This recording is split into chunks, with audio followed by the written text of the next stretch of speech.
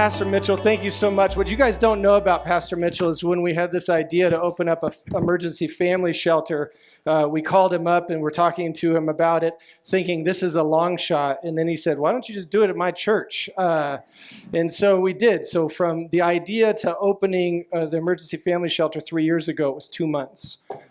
We did construction, hired staff, moved into their facility, took over their facility, and started that shelter.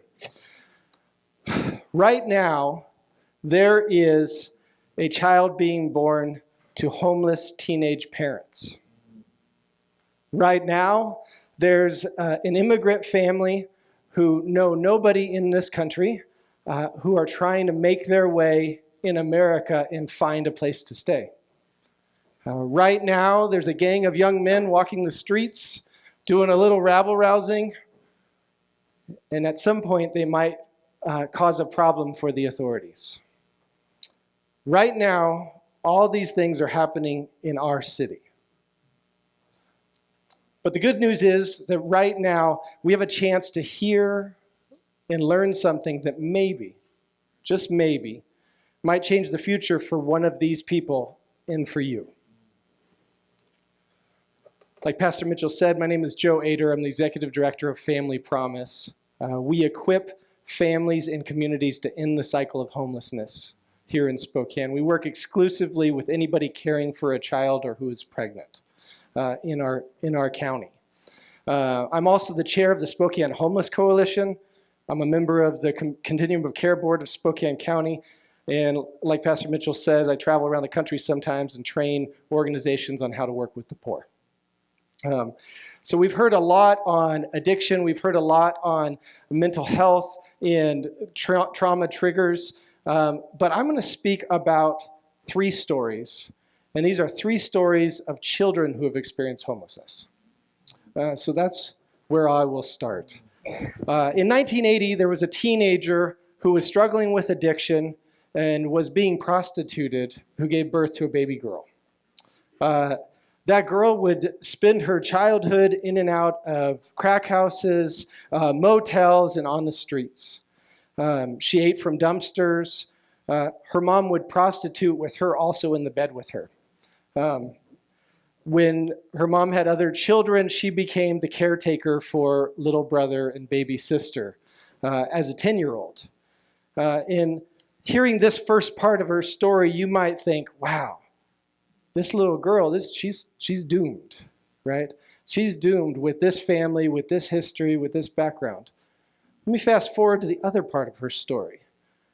This girl graduated from high school, put herself through college, got a job with Wells Fargo as a teller, got her Series 7 license, got her real estate license, became the #1 banker in Wells Fargo in Southern California at 25 years old.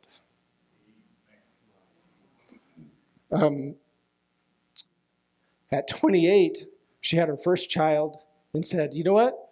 I want to help kids that are like me. So left that whole big industry to work at doing dropout prevention work, and then became a teacher.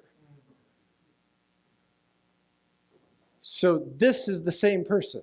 This story here and this story here. How does that happen? How does that happen? We heard about trauma. We heard about what it does to your brain. We heard about how that impacts your life. But how does stories like that happen? And the answer is relationships, right? Programs don't change people, relationships do. Programs don't change people, relationships do. That's a quote from Bill Milliken, who's the founder of Communities in Schools. And that is true of this young woman. For her, there's 8 different people in her life that came into her life that made a difference. 8 different adults. One of those was a 3rd grade teacher. Now, she was moving all the time, living in and out of crack houses, so she went to 5 different 3rd grades. But one of those, she was only at 2 months. And that teacher, when she told the teacher that she was moving, the teacher cried. This is the first person that she can remember that's an adult that cared about her in her life. She's a teacher today because of somebody 20 years ago that made that difference. Now, she has been called many things in her life. She's been called a mistake. She's been homeless. She's been called dirty. She's been called graduate. She's been called banker. She's been called successful. She's been called teacher. I call her my wife.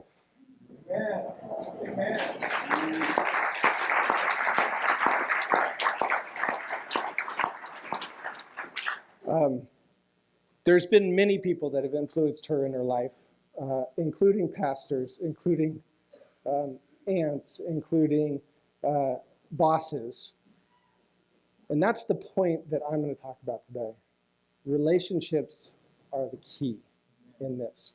A relationship with God and a relationship with others. And they make significant differences. Because there's one common denominator. There's only one common denominator across all homelessness. And that is this. Homelessness is a loss of community. You have nobody else that you can lean on. Whether that's because of something that you've done in your own actions, or that's because of the actions of somebody else, or that's because of circumstance, it's a loss of relationship. There's a broken relationship. There's nobody else you can lean on. That's the one common denominator. So we can talk about building houses, which is a great thing. We could talk about all these other things, but if we don't rebuild relationships, we're not fixing the issue. We're not hitting that issue. Second story I want to share is about an earthquake that happened in Haiti that killed 230,000 people. Two of those people were the parents of a little boy who eventually was adopted by a woman here in Spokane. After living here with her for a couple of years, she was diagnosed with cancer. And she eventually passed away from that cancer. And so here's this little boy in our country, now without a parent, who is being cared for by an adoptive grandmother who's on a very fixed income, who physically can't care for him, and also can't financially care for him. And so a family takes an interest in this little boy because grandmother's reaching out and saying, is there anybody that can help? And so they bring him over for a barbecue, and we're having this barbecue, and this boy's eating everything in sight. Eating. And some of you are like, yeah, I know little boys, they do that.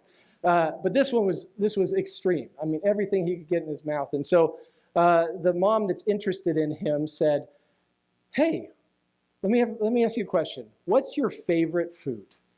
And he said, I don't know what my favorite is, but I like steak, and I like chicken, and I like eggs, and I like bacon, and I like green beans, and I like oranges, and I like grapefruit, and I like salad.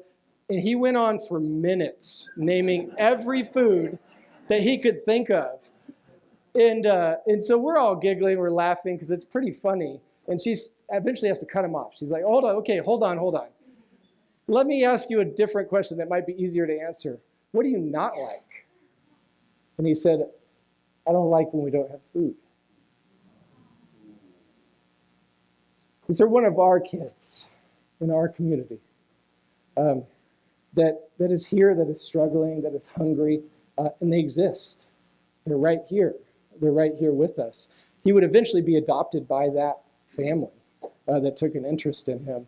And almost immediately, his life switched. He was struggling in school, and all of a sudden, he's becoming a good student. He was the quiet kid that now is boisterous and outgoing. He's probably one of the most popular kids in his school right now. And again, this is a change through relationship, right? This is a change through somebody pouring into somebody else's life. Finally, I want to tell a story about a boy who was also born to homeless parents. He was from the poorest town around. They would literally say, nothing good can come from that place.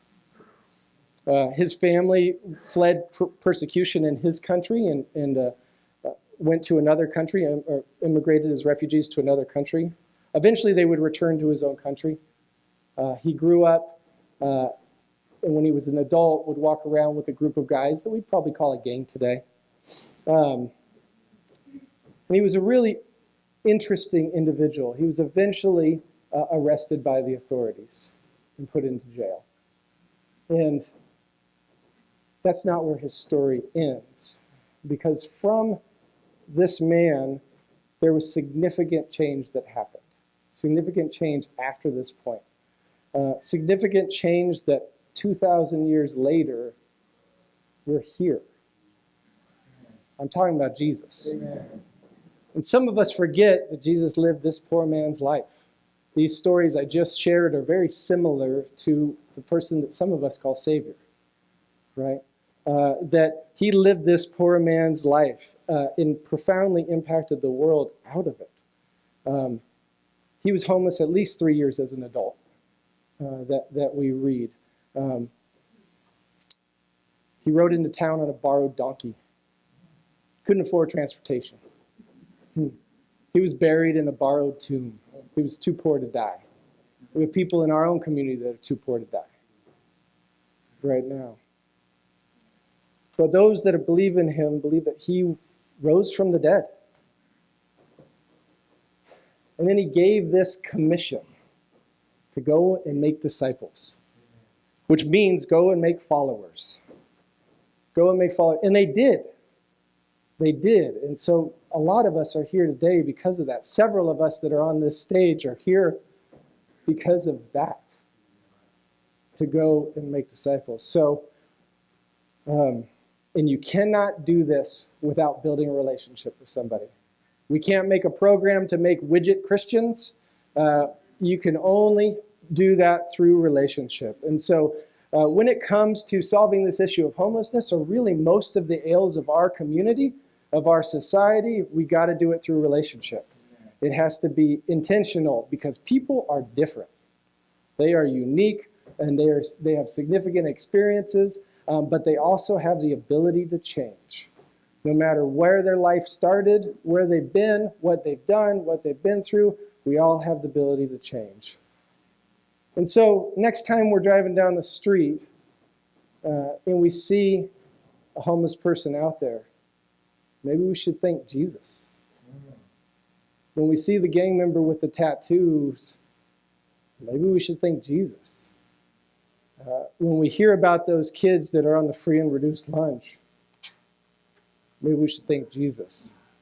How would that change the way we do what we do? How could that change the way we impact our community? How could you be a part of somebody else's victory story? Thank you so much.